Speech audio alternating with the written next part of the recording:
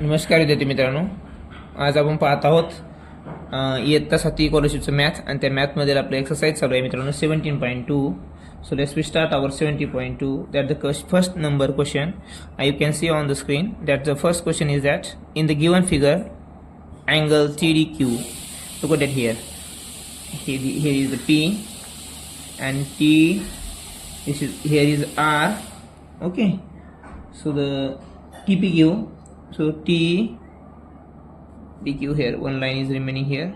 This is T P Q, means this angle congruent to angle TPR. Where is TPR? TPR means this angle both are congruent because their two sides are equal to each other or congruent to each other. That's why that angle is also congruent to each other. Means that the TPQ and TPR is the congruent angle. Okay, and these two sides means that PQ and that PR is also congruent sides. Okay, so by which test are triangle QPT? Where is the QPT? QPT and RPT congruent. So the by which test this triangle is congruent? So look at here, side angle side, side angle side. This test of congruency, this triangle, the both triangles are congruent with the congruency of side angle side. Okay, this is our answer. या ठिकाणी बघा, एक side PQ आणि PR या दोन side equal आहेत आणि ह्या अँगल इक्वल आहे, त्याच्यामध्ये म्हणजे कॉन्ग्रुएंट आहे. म्हणजे कोणती ती कॉन्ग्रुएन्सी टेस्ट म्हणजे कोणती एकरूपतेची कसोटी आहे की ज्यामुळे हे ट्रायंगल्स एक आहेत, बाजू कोण बाजू, बरोबर. त्याला आपण साइड अँगल साइड म्हणतो. ह्या एकरूपतेच्या कसोटीवरून हा जो त्रिकोण आहे हा एकरूप आहे. कोणती टेस्ट आहे ती? मग बाजू कोण बाजू, कारण बाजू कोण आणि बाजू ह्या सारख्या आहेत त्यांच्या, बरोबर. यावरून हा जो त्रिकोण आहे तो एकरूप आहे. तर पहिलं उत्तर या ठिकाणी आपलं काय आहे? Side angle side. ओके, पुढचा प्रश्न बघूया आपण याच लेसन मधला. बघा या ठिकाणी क्वेश्चन नंबर आहे 2. In the given figure measurement angle T, look at it here, T is 80 degree and measurement of angle UDT, UD and T is 65 degree. And ray DU is a bisector means this TDU is 65, then UDV is also 65 degree because this is the bisector. And you know that the work, what is the main work of that bisector divides that angle into equal two parts. Okay, this 65, then it is also 65 degree. Okay, पण ह्या ठिकाणी ह्या प्रश्नामध्ये मित्रांनो या सर्वांची काहीही आवश्यकता नाही. आपल्याला काय विचारलं त्यांनी हे फक्त तुम्हाला कन्फ्युजन टाकण्यासाठी आणि तुमचा वेळ वाया घालवण्यासाठी, तुम्ही कशा पद्धतीने प्रश्न सोडवता, विचार करता हे पाहण्यासाठी हा प्रश्न आहे. ऍक्च्युअली तुम्हाला यातलं काही न काढता तुम्ही आन्सर सांगू शकता. काय विचारले? What type of triangle is STD? Look at it here, STD. आता STD ओळखण्यासाठी इथं त्याने ऑलरेडीच आपल्याला साईन दिलेली मित्रांनो. ही साईन काय दर्शवते आपल्याला? ST congruent side TD. दोन बाजू जर सारख्या असतील, सारख्या मापाच्या असतील तर तो माहिती आपल्याला आयसोसेल ट्रायंगल असतो. या ठिकाणी हे पूर्ण याची अँगल काढायची, याचा अँगल काढायचा, हे न काढता देखील आपण आन्सर सांगू शकतो फक्त आकृती पाहून, बरोबर. याचा अर्थ काय असतो मित्रांनो? दोन बाजू जर एकरूप असतील तर त्यात त्रिकोण असतो आयसोसेल ट्रायंगल. मग हा कोणता ट्रायंगल आहे? आयसोसेल ट्रायंगल. विदिन अ सेकंड आपण यांचा आन्सर सांगू शकतो. पण हे मुलं काय करतात? प्रश्न वाचल्यानंतर 80 डिग्री दिले, 65 डिग्री दिले, म्हणजे आपल्याला काहीतरी अँगल काढून यांचं टाईप ठरवायचं आहे.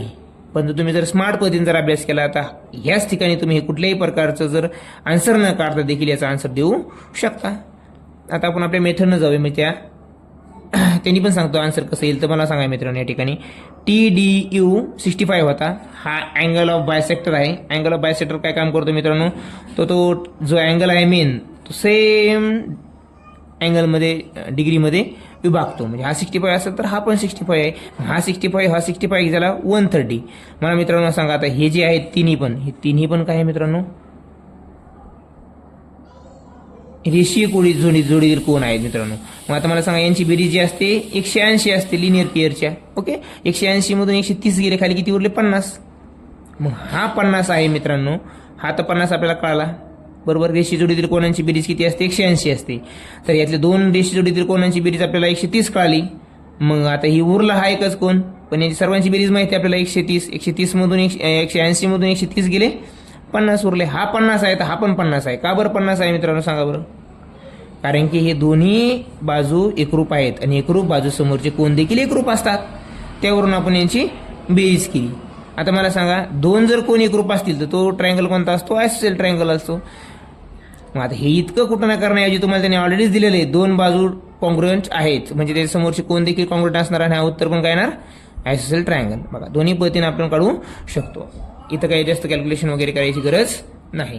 तर समजून घेण्याची गरज आहे की आपल्याला परीक्षेमध्ये वेळ कसा वाचवायचा आहे त्याचा विचार आपल्याला या ठिकाणी पाहायला मिळणार आहे.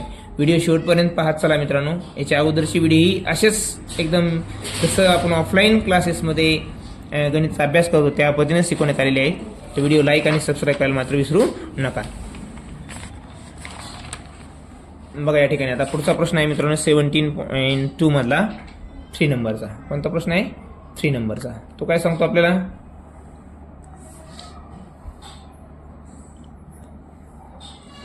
Triangle ABC in triangle ABC angle AB is 4.2 centimeter, length BC is 5.8 centimeter. What should be the possible length of side AC? Triangle काढायची गरज नाही मित्रांनो, पण आपल्याला कळण्यासाठी आपण काढूया. या ठिकाणी बघा हा ट्रायंगल आहे समजा, सपोज आता हे A हा B हा C, यातली आता कोणती एक बाजू काय ही 4.2 आहे असं गृहीत धरूया आपण. दुसरी जी असणार आहे आणि ही 5.8 आहे अशी गृहीत धरूया आपण. ओके. तर काय सांगितलं त्यांनी? दोन बाजू दिलेत आपल्याला, AB आणि AC नाही, सॉरी AC दिली का नाही, AC काढायची. तर BC किती आहे? 5.8.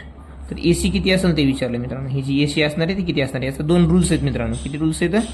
दोन रूल काय सांगतात आपल्याला?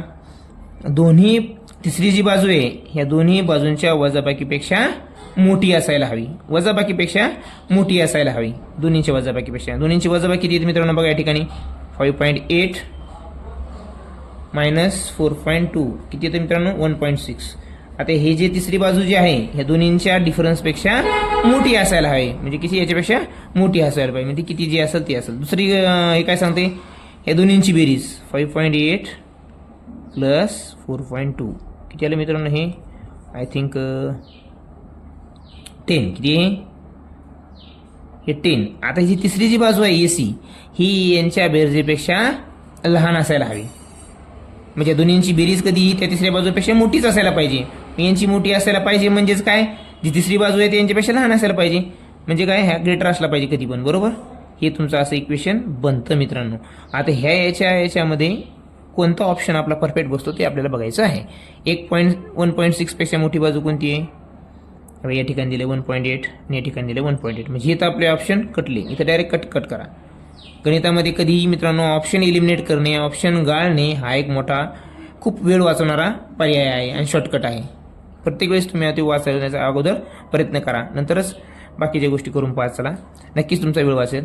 पण या ठिकाणी हे दोन तर आपले कटले, राहिले हे दोन. या ठिकाणी काय? 1.8 सेंटीमीटर और 10 सेंटीमीटर. मग या ठिकाणी पण मला सांगा मित्रांनो 10 सेंटीमीटर म्हणजे ही जे दोन्हीची बेरीज आहे ते 10 आहे. मग तिसऱ्याची पण 10 असेल का? नाही, 10 पेक्षा कमी पाहिजे आपल्याला. तिसरी जी बाजू असते त्या उरलेल्या दोन बाजूपेक्षा कधीही लहान असते. मग 10ला 10 येईल का? नाही. मग हे पण ऑप्शन कटला आपला. राहिला कोणता? हा. मग आपलं उत्तर काय आहे? 1.8 सेंटीमीटर और 9.8 सेंटीमीटर.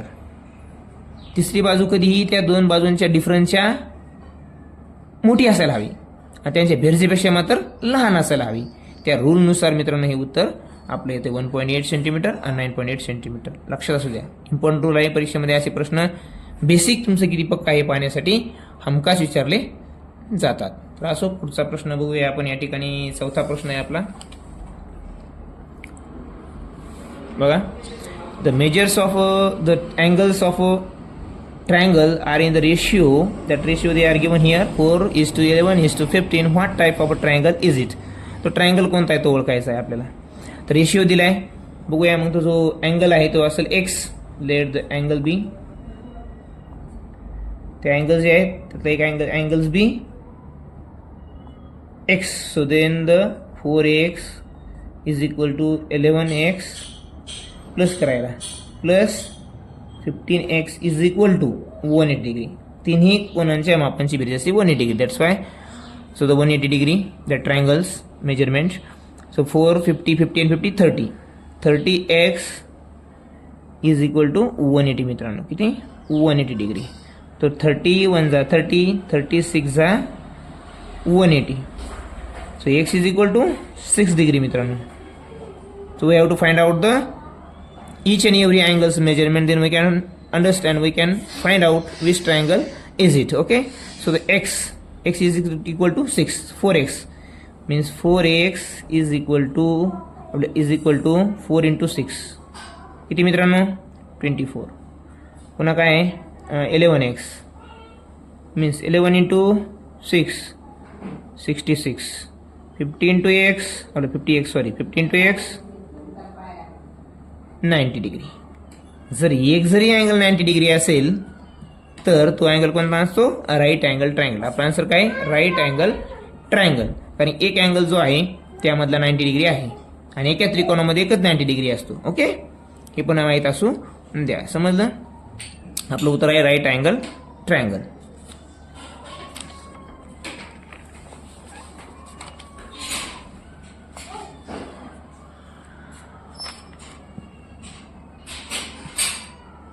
पुढचा प्रश्न आपल्या स्क्रीनवर आहे मित्रांनो. 5th number question. The measure of the exterior angles of triangle. बघा या ठिकाणी ट्रायंगल्स काढूया आपण. एक मस्तपणे जरा फिगर लवकर समजतं, कठीण जात नाही. बरोबर. आता हे आपण एक्सटेरियर अँगल दाखवू. इकडे एक आणि हा इकडे एक. ओके, त्याला आपण वाढू शकतो, एक्सटेंड करू शकतो. We can extend it also. So look at that. This angle 140. Okay, and this 130. Let's we suppose that A, B and C. तर मला सांगा हा 140 आहे मित्रांनो. This is 140. Then what will be the this one. What will be the this one ABC. So this is the linear pair मित्रांनो. AB इकडे D देऊया, इकडे E नाव देऊया आपण. Okay, so ABD is equal to 150 degree. Then what would be the ABC because these are the linear pair. So addition of linear pair is 180 degree. Now this 140, this also 40, this 40. याचं रिजनेट काय 40 degree. हा काय 130 आहे.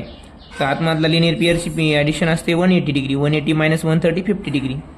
मला सांगा मित्रांनो हा 40 आहे, हा 50 आहे, 90 झाला. उरलेला काय असणार आहे मग 90 डिग्री. हा किती असणार आहे 90 डिग्री. मग एक जरी 90 डिग्री मिळाला तर तो अँगल कोणता असतो राईट अँगल ट्रायंगल. ह्या इक्वेशनमध्ये ह्या मॅथ प्रॉब्लेममध्ये एक आपल्याला 90 डिग्री मिळाला म्हणजे हा अँगल कोणता आहे राईट अँगल ट्रायंगल. लक्षामध्ये इथं या ठिकाणी आपल्याला लिनियर पेअरवरून उत्तर काढता येतं. लक्षामध्ये तर लिनियर पेअरची बेरीज 180 असते हे माहीत असू द्या आपल्याला. ठीक आहे नाही. इथं आपल्याला डिटेल लिहायचं म्हणजे लिहिता येऊ शकतं. आता काय इथं काय करता येईल आपल्याला 180 ACE इज इक्वल टू 130. ठीक आहे नाही. मग ACB is equal to what is equal to किंवा याचं AC plus ACB is equal to 180 degree. मग याची किंमत मांडायची ते झालं. त्यापेक्षा मी तोंडी तुम्हाला फास्ट सांगितलं तेवढं तुम्हाला समजू शकतं because you are scholarship students. Okay, so next question. पुढचा प्रश्न काय आपला 6 नंबरचा question. The measures of the angle of a triangle are 3x, 4x, 2x. Find the set of measures of the angle of a triangle. बघ या ठिकाणी देखील याची गरज नाही आपल्याला, पण आपण काढूया. बघ या ठिकाणी वन अँगल काय हा 2x आहे. 2x हा गृहीत धरूया आपण. I 3x आणि I 4x. तर काय म्हणते ते find the set of measures. पूर्ण अँगलची जी हे आहे तुमच्या काय मेजरमेंट ते आपल्याला प्रत्येक अँगलची मेजरमेंट काढायची आहे. मग काय मित्रांनो 2x plus 3x plus 4x is equal to 180 degree. The sum of the all angles of a triangle is 180 degree. That's why 3, 5 or 3, 2, 3, 5x and 9x. So 9x is equal to 180 degree मित्रांनो. So 9 1s are 9, 9 2s are 18, 20 degree. So x is equal to 20 degree मित्रांनो here. The answer is 20 degree.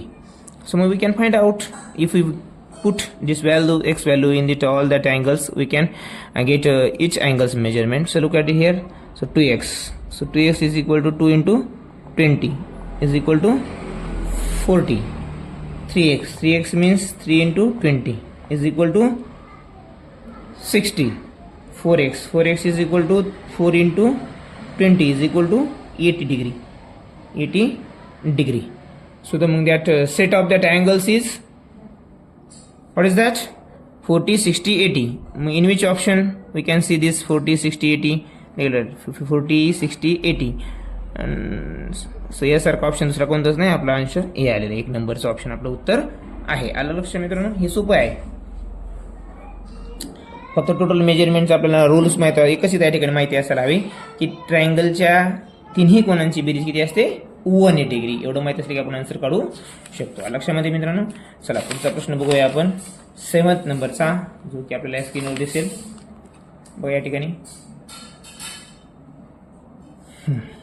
प्रश्न क्रमांक आहे 70.2, जो की आपल्या स्क्रीनवर तुम्हाला दिसेल. प्रश्न काय विचारतो ते आपल्याला बघा या ठिकाणी. What is the measure of the greatest angle in the adjoining figure? आता adjoining figure look at 17.2, option number 7. We just the figure is remaining here, so we can draw figure same like that in your this is the figure. So this angle is x plus 15, this angle 4x plus 35, and this angle x plus 10. Okay मित्रांनो, तर आपल्याला काय करायचं आहे? ॲडजॉइनिंग फिगरमध्ये सगळ्यात मोठ्या अँगलचे आपल्याला काय करायचे? माप काढायचे, मेजरमेंट काढायचे. तर या तिन्हींच्या कोणांची बेरीज किती असणार मित्रांनो? 180 डिग्री.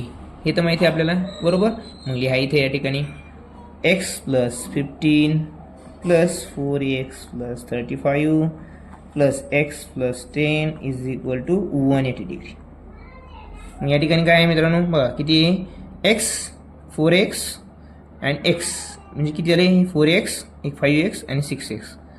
6x प्लस 15 35 50 60 किती मित्रांनो? 60 इज इक्वल टू 180 डिग्री. आणि या ठिकाणी आपण जस्ट काय करूया? 6x हे जर इकडे गेले तर 180 मायनस 60 होईल. मग लिहूच आपण या ठिकाणी जाऊ द्या, काय होईल? 120 होईल मित्रांनो. परीक्षेमध्ये तुम्हाला काही स्टेप वाईज जायची गरज नाही आहे. लक्षामध्ये इथंच तुम्ही करू शकता. 180 मायनस 60 120, डायरेक्ट काटाकाटी. Okay, x is equal to 20. x किती आला मित्रांनो? या ठिकाणी 20 आला. तर ग्रेटेस्ट तुम्हाला याच्यामध्ये सगळ्यात मोठा अँगल कोणता वाटतो? 4x plus 35. तर ग्रेटेस्ट अँगल बघा, ग्रेटेस्ट अँगल 4x प्लस 35. तर याचं मग आपल्याला काय करता येईल? 4 इंटू 20 प्लस 35. तर उत्तर किती आहे मित्रांनो या ठिकाणी? 80 प्लस 35 इज इक्वल टू 150. हे आपल्या ठिकाणी उत्तर आलेलं आहे. ग्रेटेस्ट अँगल आहे. ते 1 नंबरचं उत्तर आहे मित्रांनो. लक्षामध्ये अशा प्रकारचं आपल्याला उत्तर या ठिकाणी. हे सोपा उदाहरण संग्रह आहे. जे अँगलवरून तुम्हाला जर कोणत्याही अँगलचं माप विचारलं तुम्ही सहज काढू शकता, कारण की त्याची सम जी असते 180 डिग्री असते. त्यावरून तुम्ही x वरून काही कोणतंही माप तुम्हाला सहज काढता येऊ शकतं. हे काही एवढं कठीण नाही, याच्यात काय समजून सांगण्यासारखं देखील मोठी गोष्ट नाही आहे. तुम्ही ते सहज आन्सर करू शकता. आता बघा या ठिकाणी पुढचा प्रश्न आहे आपला. The perimeter of isosceles triangle is, perimeter of isosceles triangle is 45 centimetre. बघा या ठिकाणी आयसोसेल ट्रायंगल त्याने ऑलरेडीच सांगितलं आपल्याला. काय तो अँगल कोणता आहे? आयसोसेल्स आहे. आयसोसेल आहे म्हणजेच काय मित्रांनो? ते 2 बाजू 100% सारखे असणार, आणि 2 बाजू जर कॉन्ग्रुएंट असतील त्याच्या समोरचे कोण देखील कॉन्ग्रुएंट असतात. बघा ही बाजू सारखी गरी धरूया आपण. याला नाव देऊया ABC. आणि याचं पेरिमीटर जे आहे मित्रांनो ते किती आहे? 45 सेंटीमीटर. इथं लिहूया वाटलंच आपण. Perimeter is equal to 45 centimetre. Okay, तर काय म्हणते बघा, if the length of the non congruent side, म्हणजे नॉन कॉन्ग्रुएंट कोणती आहे? ही BC, बरोबर, is half the length of the congruent side. ह्या जे कॉन्ग्रुएंट साइड आहेत मित्रांनो ती हाफ ही आहे. तर मला सांगा मित्रांनो, कॉन्ग्रुएंट साइड जर x असेल, congruent sides is equal to 2x. Then non-congruent side,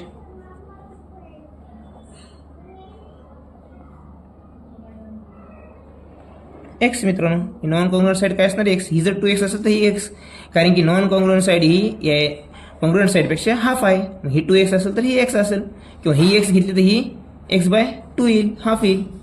पण आपल्या कॅल्क्युलेशन फ्रॅक्शनमध्ये न घेता नॉर्मल नंबरमध्ये राहिलं पाहिजे, त्यामुळे आपण हे 2x घेतली, त्याच्या हाफ ही x मध्ये येईल. हे पण आपल्याला थोडंसं डोकं लावावं लागतं. आपण फ्रॅक्शनमध्ये गेलो तर मग ते जरा थोडं कठीण जातं, गणित करायला वेळ वाढतो. त्यामुळं मग मला सांगा मित्रांनो, ही x आहे तर ही 2x आहे, आणि ह्या AB आणि AC या कॉन्ग्रुएंट साईड आहेत. मग ही 2x जर असेल तर ही पण 2x असायला पाहिजे की नाही. Yes, because they are both are congruent sides, AB congruent AC. Okay, isosceles triangle आहे, because they said here isosceles triangle. लक्षामध्ये आता त्यांनी काय विचारलंय, find length of congruent side. Congruent side म्हणजे ह्या साईड पण कितीचे आहेत त्या ओळखायचे आहेत. आता मला सांगा मित्रांनो, तिन्ही बाजूंची बेरीज किती आहे, 45 सेंटीमीटर. मग करा तिन्ही बाजूंची बेरीज. बघा, पहिली बाजू 2x, दुसरी बाजू 2x आणि तिसरी बाजू x, बरोबर किती आहे मित्रांनो, 45. यांचे जे मेजरमेंट आहे ॲक्च्युली ते आपल्याला दिलेलं नाही, पण ते आहे काय, रेशिओमध्ये दिलेलं आहे त्याने आपल्याला, बरोबर. मग त्या रेशिओची ॲडिशनच त्या आपल्या पेरीमीटर आहे, बरोबर. मग करा 5x इज इक्वल टू 45. याच्यावरून आपल्याला एक्सची व्हॅल्यू मिळेल मित्रांनो, x बरोबर 9. आता x बरोबर 9 मिळालं मित्रांनो आपल्याला. हे आपलं उत्तर आहे या ठिकाणी नाही. बऱ्याच वेळेस मित्र गडबडीमध्ये परीक्षामध्ये त्या टेस्टमुळं मुलं डायरेक्ट एक्सची व्हॅल्यू करून टाकतात, त्यांना वाटतं आपलं अंतर आलं. पण त्यांनी विचारलं काय, फाइंड, आणि विशेषमध्ये हे अंतर देखील तुमच्या उत्तरामध्ये ऑप्शनमध्ये तुम्हाला पाहायला मिळणार, हमखास पाहायला मिळणार. मुद्दाम मुलांना कन्फ्यूज करण्यासाठी टाकतात. जे उत्तर तुमचं सुरुवातीला येतं ते मुद्दाम ऑप्शनमध्ये लवकर असतं, जेणेकरून तुम्ही त्याला टिक करा. पण विचारलं का आपल्याला कॉन्ग्रुएंट साईड विचारली. कॉन्ग्रुएंट साईड काय मित्रांनो, 2x आहे, म्हणून 2 × 9 is equal to 80 centimetre. Congruent ही 80 आहे, ही 80 आहे, तर ही 9 राहील. लक्षामध्ये 18 2 36 आणि 9 45 आलं. इतक्या होतं उत्तर लक्षामध्ये. उत्तर काय मग आपलं 80 या ठिकाणी 80 हे उत्तर नाही. आणि हमखास परीक्षेमध्ये मित्रांनो 100% अजूनही पहा तुम्ही सर्व प्रश्नपत्रिका काय असतील त्यामध्ये जे आपलं सुरुवातीला उत्तर येतं ते मेन उत्तराच्या अगोदरचं ते हमखास त्या ऑप्शन तुम्हाला पाहायला मिळेल, आणि तिथं आपण चुका करतो त्या होऊ नाही शक्यतो. लक्षामध्ये. आता पुढचा प्रश्न घेऊया आपण, 9 नंबर आणि 10 नंबर.